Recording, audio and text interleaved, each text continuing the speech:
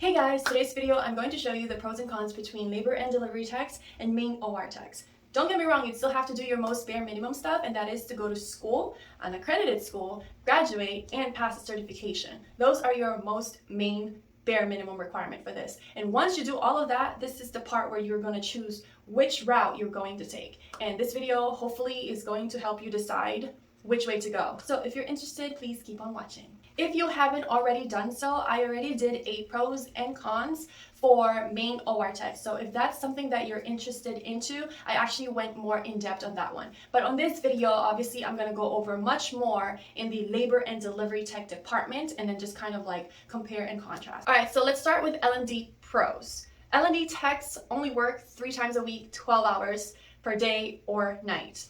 Yeah, I know, right? They only work 3 times a week. But if you think about it, that's only 36 hours. But 36 to 40 hours is actually considered full time. So I did mention it's both day and night. So this is perfect for people who have kids. This is perfect for people who are in continuing education if they're going to school during the day and then work by nights. I know some people that have done that. And that could be a plus to somebody and that could be a cons to someone. But it's only 3/12s. As far as I know, that's the only shift that they offer. So either day or night, you pick which one. All right, another pro is that there is no call. Like legit, there's no call. Now, not might vary per facility, but most of the time there is no call. And that could be a good thing. You know, people are unbothered. They don't want to be called into work. They have other commitments somewhere else.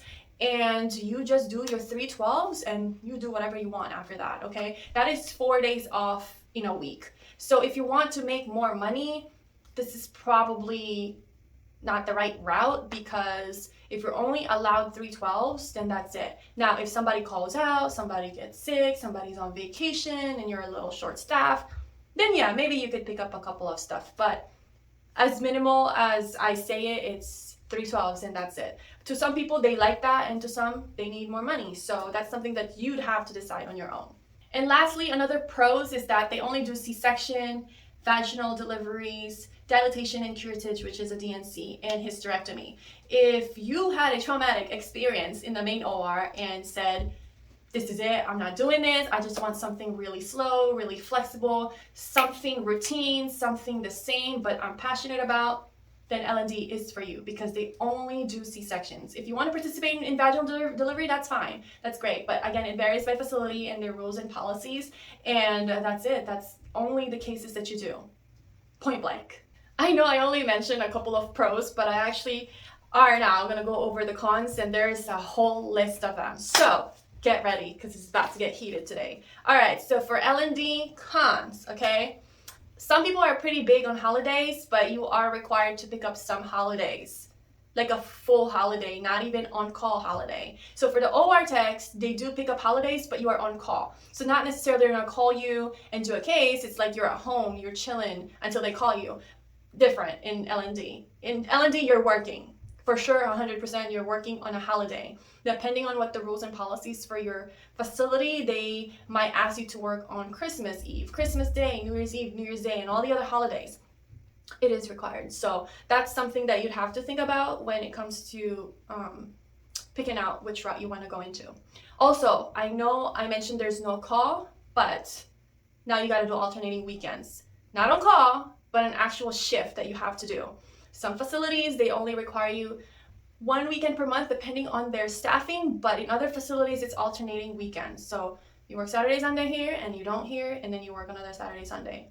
Again, that includes with your 3/12, so you can kind of arrange your schedule in a way that best suits your lifestyle, right?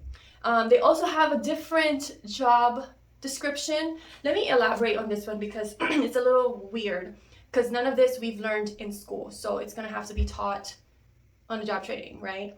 So a few of them is stocking rooms. Okay, so when I say rooms, I'm not talking about operating room supplies, because I have done that. I have stocked my own operating room. When I'm talking L&D, I'm talking about the actual delivery room, the suite, not the OR. I'm talking about where they deliver. Shipment. So when I say shipment, I'm talking about your OR shipment, like the supply people, like you know how when they get supplies and then they put it back in our supply room, you do that, but for L&D. Does that make sense? Like you break down boxes and you put them where they're supposed to be in your supply room. That's part of that. And then you have inventory as well. So I know it's weird, right? You got to do inventories, you got to do your expiration dates, like to ensure that there's no expired products in the department. And when I say department, I'm talking about triage, I'm talking supply rooms and the L&D suites, the OR. I mean, like I'm talking everywhere. Also, some facilities, they train you to do patient care. So the only patient care that I've ever had to do in the main OR is obviously just cleaning the patient after surgery and wheeling them out in their stretcher, from OR bed to stretcher. That is the only patient care that I've ever done. So when you are going into L&D, you're actually doing much more, depending on the facility, because sometimes if that's not part of their job description, they won't let you. But some facilities, you do have to clean the patient. You got to help them change. You got to clean them up. You know what I mean? Like when you go into vaginal deliveries, you got to clean them up. That's something that, people are introduced to when they go to L&D, and people get shocked that, obviously, it's just cleaning, it's just this, whatever. But I'm just telling you what the job entails. Also, you also have to flip beds. In some facilities, they want you to clean the OR. I know, it's wild. It's really wild. They want you to clean the OR, like the bed and like the whole shebang, and then also turn over triage. Again, when you go to L&D, this is kind of like the expectations when it comes to this route. And lastly, they might train you to do secretarial duties, like printing papers, like putting patient in the computer, registering patients, computerized stuff. So they might have to train you on that. So depending on how good you are in technology and how fast you learn it, they might train you on that. And there are some instances where you'd have to relieve a secretary, so you'd have to learn how she does her job. So I talked about how there is a day shift and a night shift, right? So most surgical cases are scheduled during the day. So let's say that you are scheduled to the day shift, and then they have 3 scheduled C-sections, 7:30, 9:30, and 12:30. That's it though. Like depending on how busy the facility is, you only do 3 cases in 12 hours. Clearly there's a lot of downtime. Again, depending on the facility, how big you are, there might not be any downtime, but it's a possibility there might be a lot of those, okay?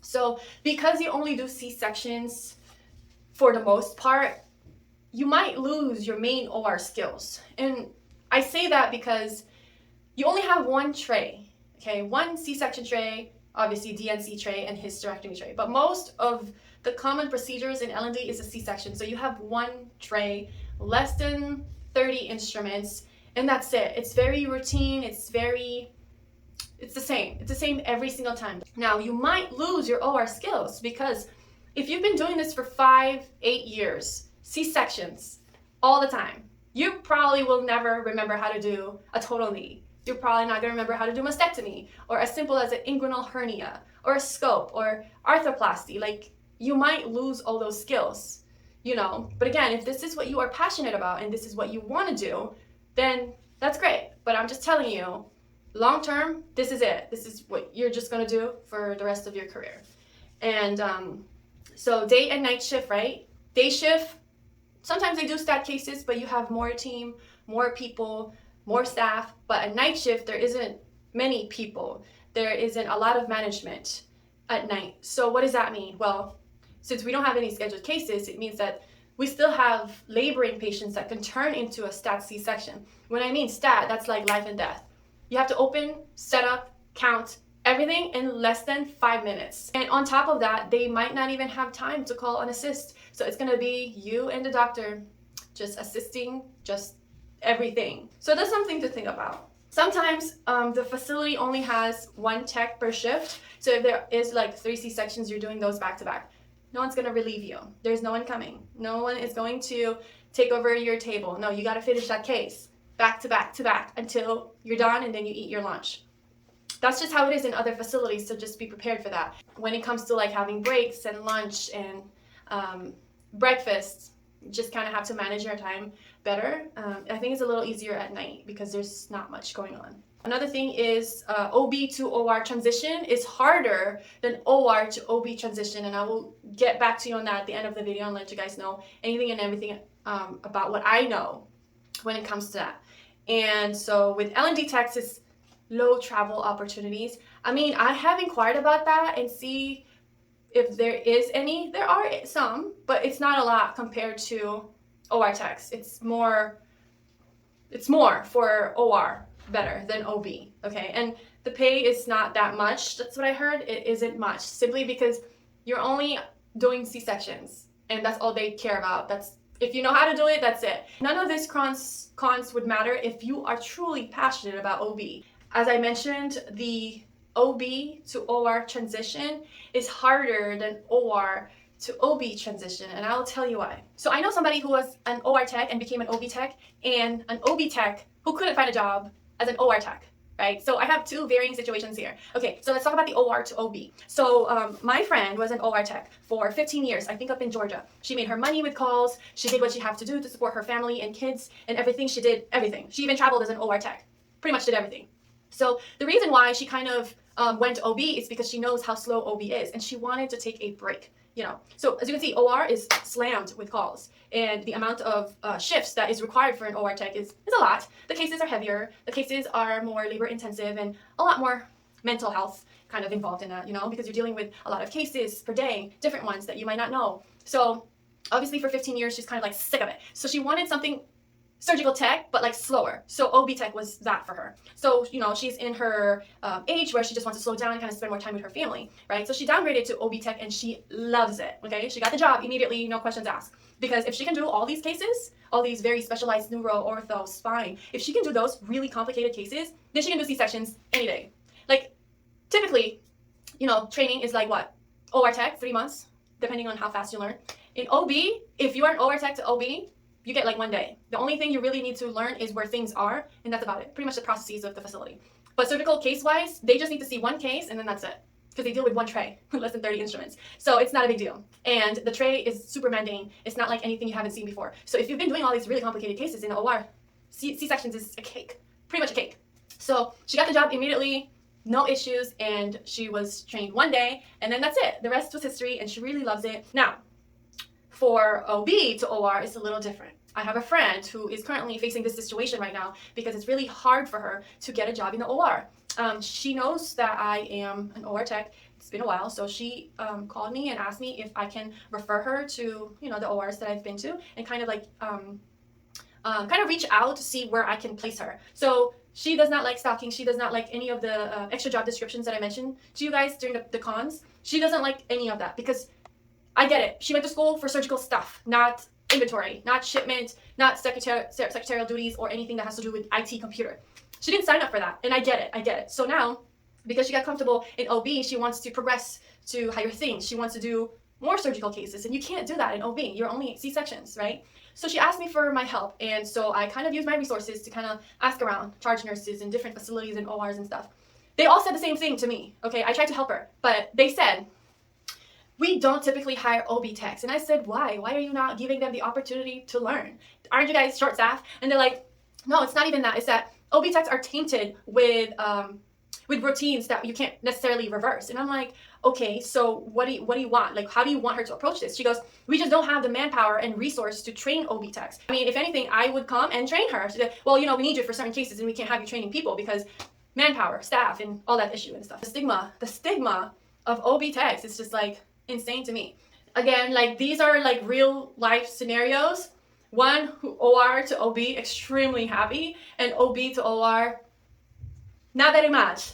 So this is probably obviously I'm not gonna say that this represents the whole surgical community, but multiple cases have been brought up to me in this way. So that's why I had to make this video, because I want you guys to have kind of like a game plan of what you want to do as soon as you hit those milestones. You went to an accredited school, you graduated, you passed your certification, and this is it. This is where you decide where you want to go. Because if you go to the main OR, you have plenty of opportunities up there. If you want to check out my video, I talked about this more in detail. And then you have the L&D, which is if you are really passionate about pregnancy and talking to people and babies and NICU and just all of that, then this might be for you. But don't forget long term. Always have to think about long term. It might sound good today, but think about long term. If you guys have any more questions, please leave them down below. I comment on everything. I answer everything from comments down below to DMs on Instagram. If you're not familiar with my Instagram, you can go ahead and follow me there. I also have a booklet available to everyone on Etsy and on surgicaltechgeek.com, and everything else, it'll be in the down bar below. So if you guys like this video, please don't forget to like and subscribe, and I will see you later. Bye.